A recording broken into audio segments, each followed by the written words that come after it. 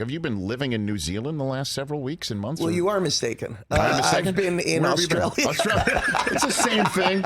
Right You nearby. actually could not be more mistaken. You got to get a new fact checker here at the Eisen Show. No, I follow you on Twitter, and I know you've been tweeting from down under. To right? be fair, yes. I did take my family to New Zealand. Lovely country. Okay. Lovely. But then I shot for 3 months in Australia. Okay. Yeah. So you just returned, though, correct? Just 3 days ago, but 4 days ago. Okay, so I am correct in that fact. You're correct that I was somewhere else on Earth, yes. That is accurate. Okay, so that was part of the setup. Were you able to follow the dynamic first 7 weeks of the Miami Dolphins season from Australia? Rich, it was... Okay, let me explain the process of watching my Miami Dolphins in Australia. Yes. 1, it means waking up at 3 o'clock in the morning, which I did every Sunday. Fantastic.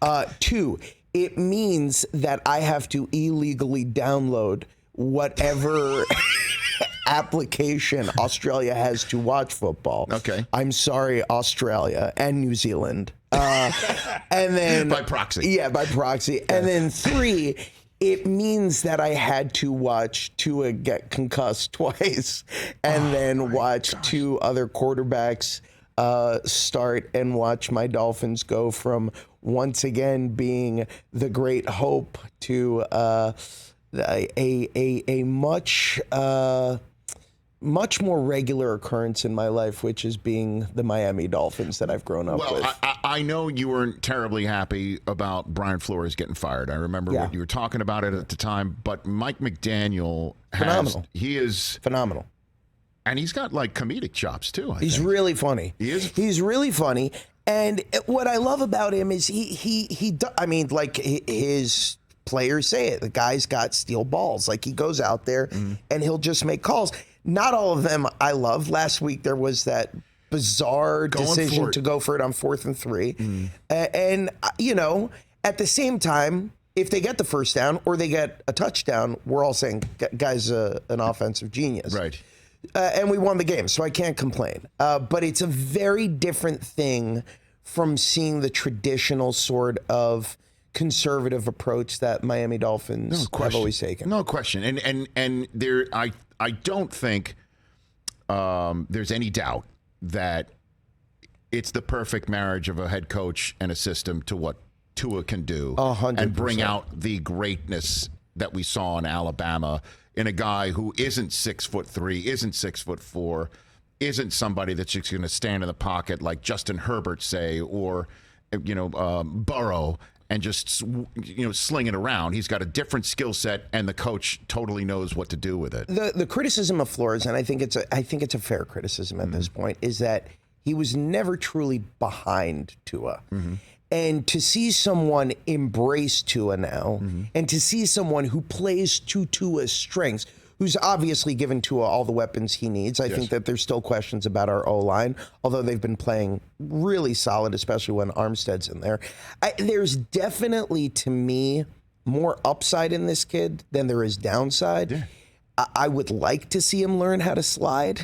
I think we've seen the repercussions of head trauma, and I think that that's the grave concern for Dolphins fans is, can he stay healthy? Can he get through a season and remain healthy? Because he's a supernova talent. I really believe that. Yeah, and Tyreek Hill and obviously Jalen Waddle and everything together, they can put points on the board. There's no doubt. So you're sitting in Australia watching them against the Ravens, and that fourth quarter just comes out of nowhere, and it was shocking just how great they looked in those. It was 15 minutes. Shocking. And what was so upsetting about that game was I could not find it in Australia. So I'm sitting there at 4 o'clock in the morning, refreshing the ESPN app, just constantly following the dots. You're following dots and dotted lines and arcs. Literally watching like 1970s football. It was just like watching it on an Atari, and I was so depressed that I couldn't actually see it because I could not believe what I was reading. through that with March Madness with Michigan in the Final Four a few years ago in Europe, and I thought what I did. I love how you say 1970s like Telestar Pong. You know? Well, I was thinking of 8 Men Out. You know, where you're sitting there. And they have this board on the sky, and like, okay, so Buck Owens runs to second, steals second, and there's Arnold Rothstein. Like, damn it, like yes. It was that was a tough one to miss. I did get to watch the Bills game. That was a true joy, especially because I got to watch it with 2 Bills fans. In Australia? In Australia. My assistant, Taylor, and her dad, who was there, are both diehard Bills fans.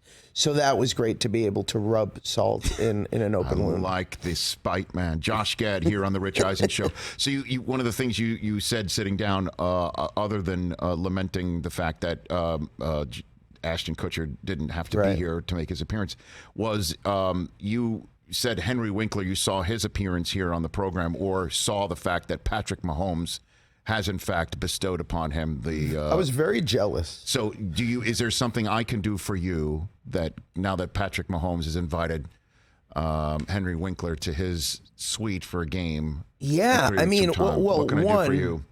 Any sort of financial transaction I would welcome. Okay. We pay in Bitcoin, unfortunately. Great. Okay. Marino. Like my idol. Have you met him before? I have. Okay. But I doubt he knows who I am. I doubt he remembers. Why would you say that? Well, because he's Dan Marino. Okay. So just like whatever plea you can make. What can we do here? Well, I don't know that he celebrates Passover or anything, but like if he can like just invite me over. And just like we can just chill and play. Purim with the Marinos? Purim with the Marinos sounds so great. Would be great. We could do a YouTube series on that, I think. We could do a YouTube series on Purim with the Marinos. You're sitting outside. Listen to Rich, please. Purim is it's a festival. It's more than a holiday. It's a festival. The Marinos will know what Purim is. Guaranteed.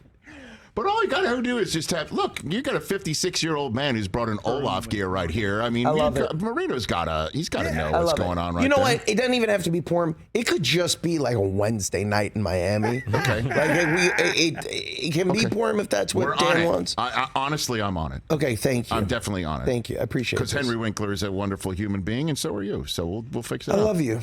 I really do. Thank you. Fantastic. Making dreams come true here. That's what we try to do. Catch the Rich Eisen Show every single day on the Roku channel, 12 to 3 Eastern, for free.